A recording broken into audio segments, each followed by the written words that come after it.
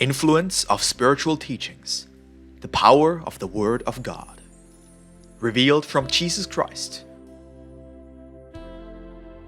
Thus saith the Lord.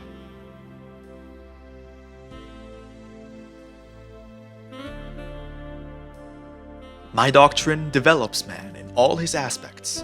It sensitizes and ennobles his heart, awakens and deepens his mind, and perfects and elevates his spirit. Make a profound study of my doctrine to permit you to understand the right way to practice my teachings, so that your development will be harmonious, so that you do not develop your mind alone without concern for the ideals of the Spirit, which you should encourage.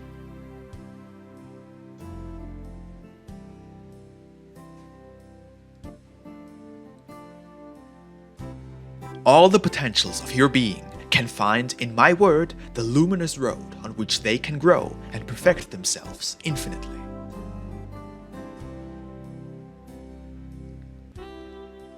My doctrine is essentially spiritual. It is light and strength that descends and penetrates your spirit to make it victorious in its combat against evil. My word is not merely for the amusement of the ear, it is the light of the spirit.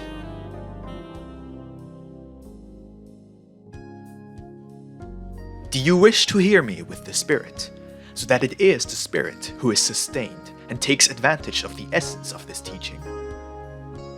Clean your heart, clear your mind, and let your conscience be your guide. You will see then how, in your being, there will begin to be a transformation, not only spiritual, but also moral and of the body. That elevation that the Spirit gains with knowledge, that cleanliness that it reaches, is reflected in the sentiments of the heart and the health of the body.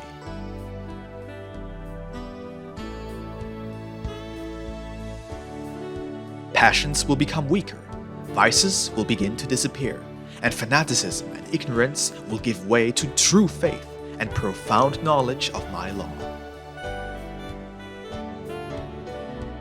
This doctrine, known by a few and unknown by humanity in general, will soon come as a balm over all who suffer, to offer comfort, kindle faith, disperse the darkness, and inculcate hope. It shall raise you above sin, misery, pain, and death. It can be no other way, for it is I, the divine doctor, the promised comforter, who has come to reveal it to you.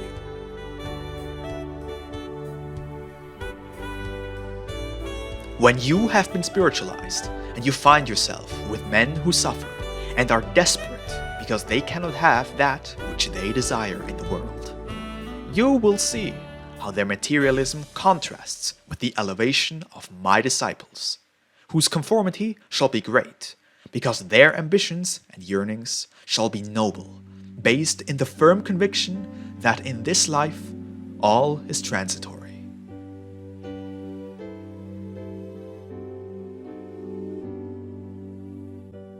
My disciples will speak to the world with examples of spirituality, through a life that struggles to bring the spirit closer to the divinity, instead of being chained to the false riches of the world.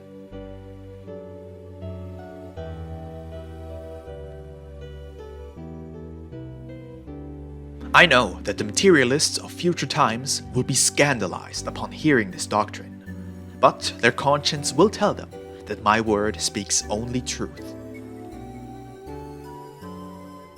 On the great journey that awaits you, I shall be your Cyrene. Simon of Cyrene helped Jesus carry the cross to Calvary. My doctrine will cause great revolutions in the world. There will be great transformations in customs and ideas, and even in nature there will be changes. All of this shall signal the beginning of a new era for humanity, and the spirits who in a short time I send to earth will speak of these prophecies to help with the restoration and elevation of this world, explain my word, and analyze events.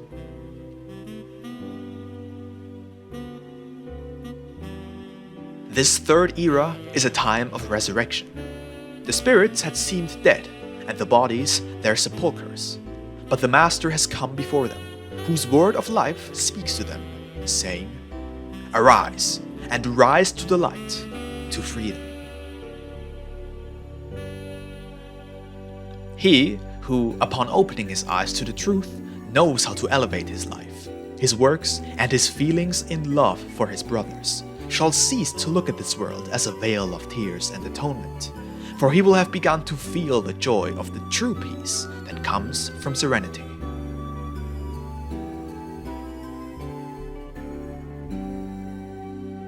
That state of elevation in this life shall be a reflection of the perfect peace and light that the Spirit will go to enjoy in the better mansions, where I myself will receive them and award them hospitality worthy of their merits.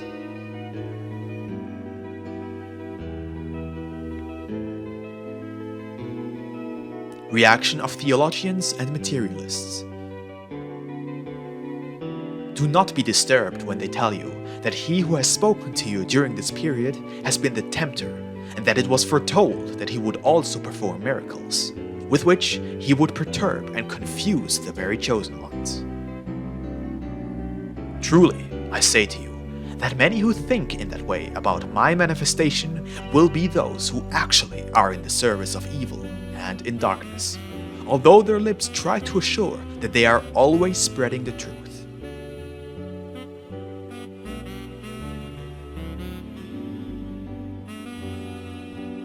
Do not forget that the tree is known by its fruits, and I say to you, the fruit is this word which has come to vibrate through the faculties of these spokesmen, men and women of simple heart.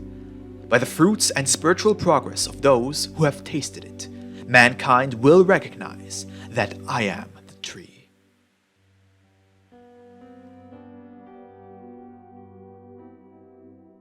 The spiritual, Trinitarian, Marian doctrine will be spread, causing a real alarm among many who, believing they studied and understood the lessons which they had previously received from the Father, have become conceited with the knowledge of their philosophies and their sciences, unaware of the spiritual evolution that mankind has reached.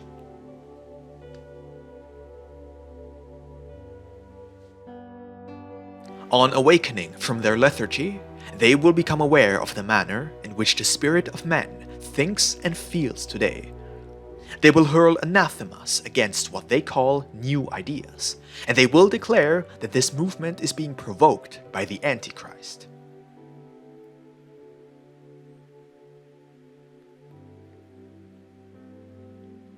Then they will go back to the scriptures, to the prophecies, and to my word, which I gave you during the second era, to try to combat my new manifestation, my new lessons, and all that I promised, and which today I am fulfilling.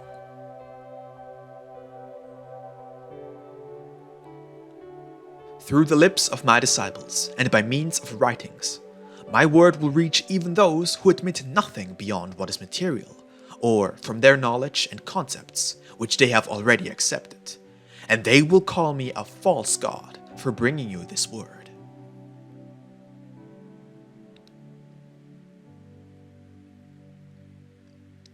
But when you hear this, even if your heart feels hurt, your faith will not suffer any discouragement, recalling with emotion that your Master already had announced it to you and strengthened you with his word to resist those tests.